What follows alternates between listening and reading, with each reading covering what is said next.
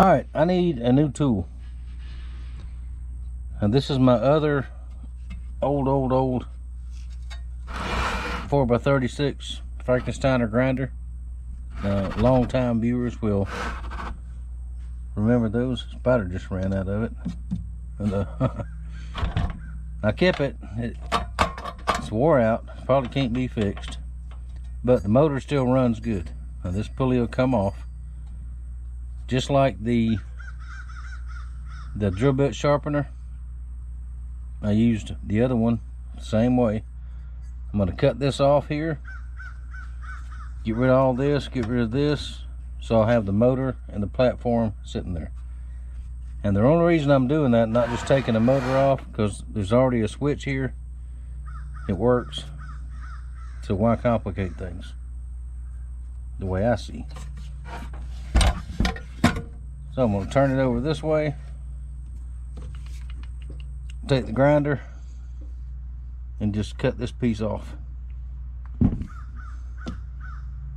And then we'll take that off and take some more pieces off, and I'll show y'all what I'm going to do with it, or attempt to do.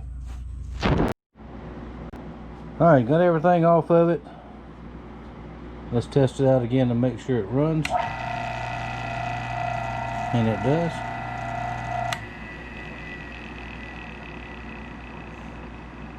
And now I'm going to clean it up real good, and of course paint it, make it look good. I finally found some more of the hammered green color paint that I like so much. And we'll put a paint job on it. Of course the motor will be black like it is. May just clean it up, not even paint that, but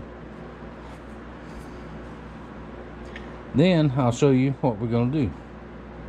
I do have to go get some parts, I think, before I can finish it, but stand by. It's going to be cool. Alright, got our tool here a little bit further along.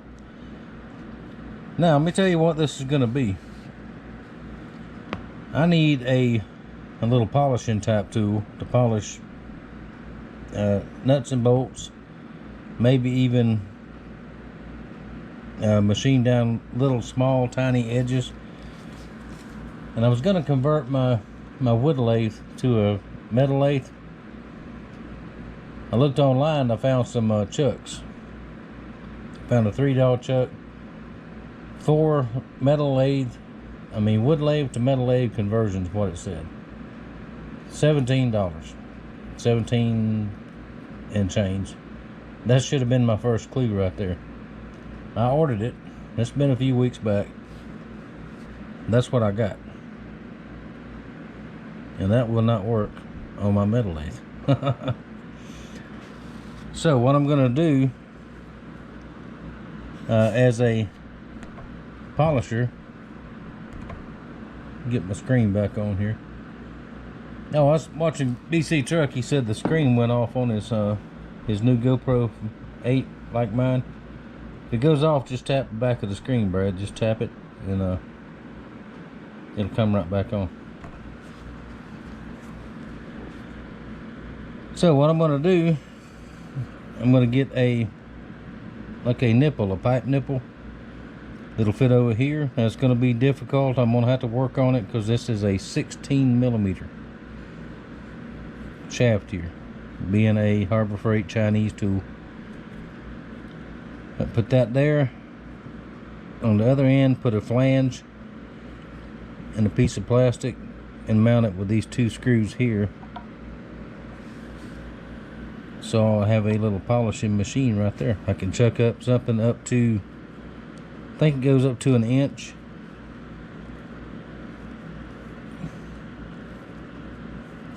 Which will be perfect for the little tool restorations and stuff like that. See, it'll open up pretty good.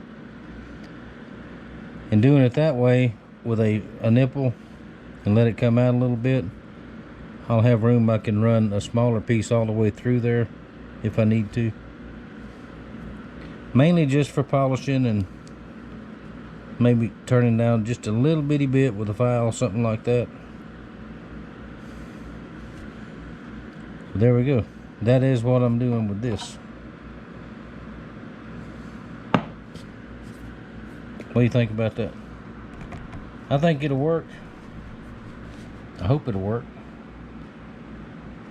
Now, before I go in and take the rest of Sunday off, we'll take a little bit of that paint.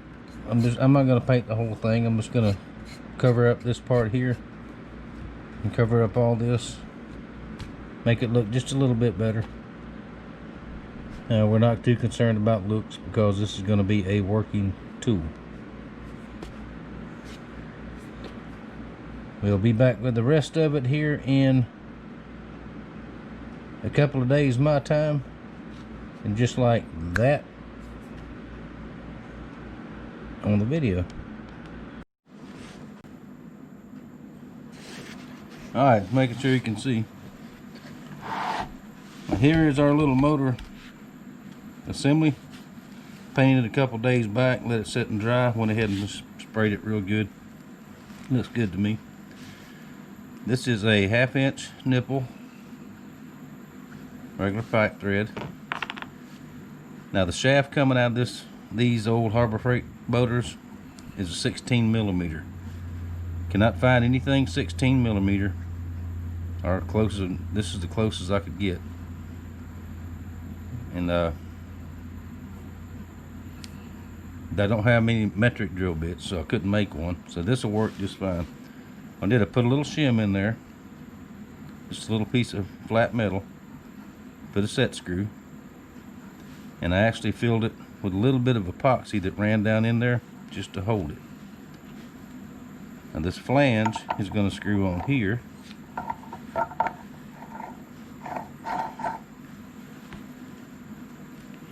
This little spacer I just made is going to attach here.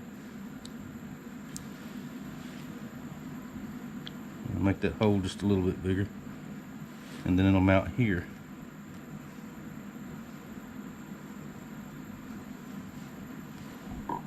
See, that won't sit flat on there, so I can't do it that way unless I make this bigger, which I may do.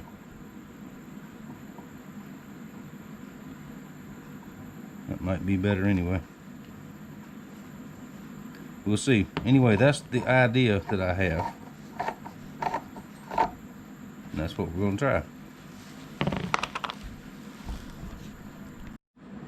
Well, here we go. Went ahead and put my little spacer in there. Now I had to gang out these washers. My screws are too long, and that's a very, very fine machined, I think number 8 metric threads. So it looks a little funky, but I think it'll work. Now I can tell already this little flange that I got, of course made in China, does not run true on the pipe here. Way off. But I don't know what to do about that. But right now this setup's gonna work.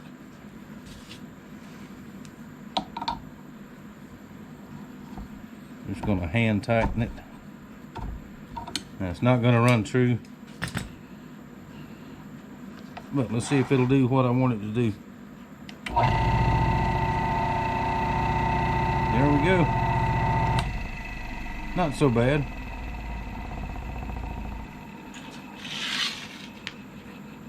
And what it came with to tighten the chuck is these little things right here that are going to get lost. Hold it and turn it like this. Now what this is for, I'll show you right quick what I'm going to use it for.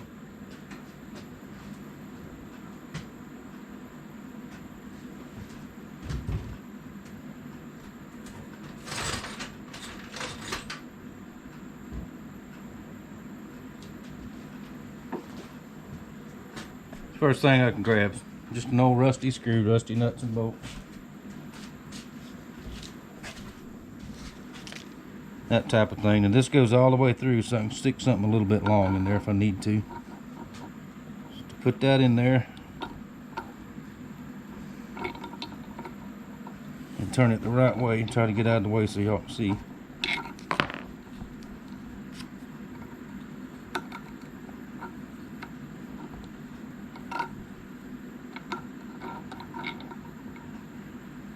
say,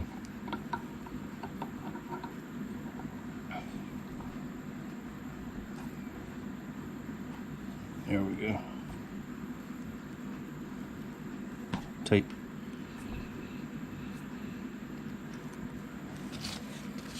Anyways, tape for polish.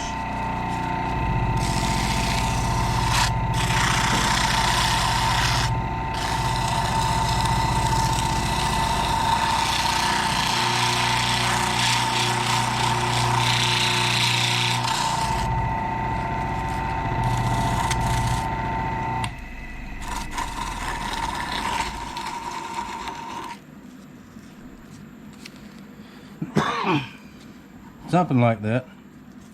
That paper's wore out anyway. I'm not happy at all with the run out on this flange right here. So I'm going to revisit that. Let me look around here and see if I can find something else that might work. I don't have a die that big or a tap that big to make my own. So we'll see.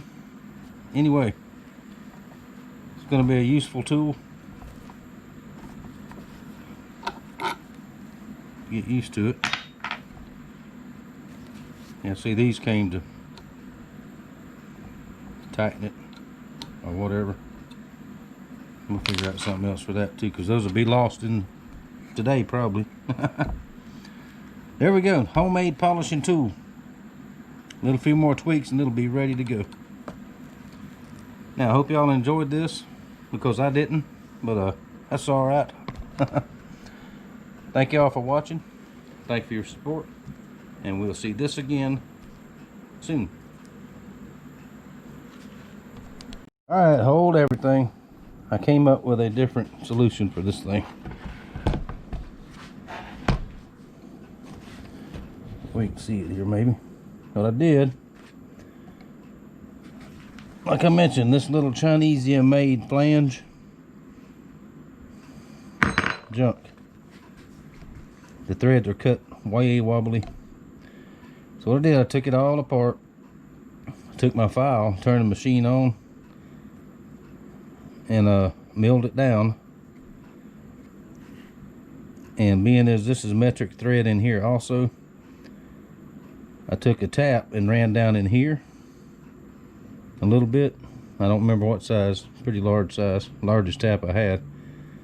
Then I took the die and got it to where I could cut just a few threads in here, because this shaft stuff is very, very, very hard. I got a few threads in there, enough to get it started good, and it's good and tight. And it's got some wobble, but not nearly what it had. There we go.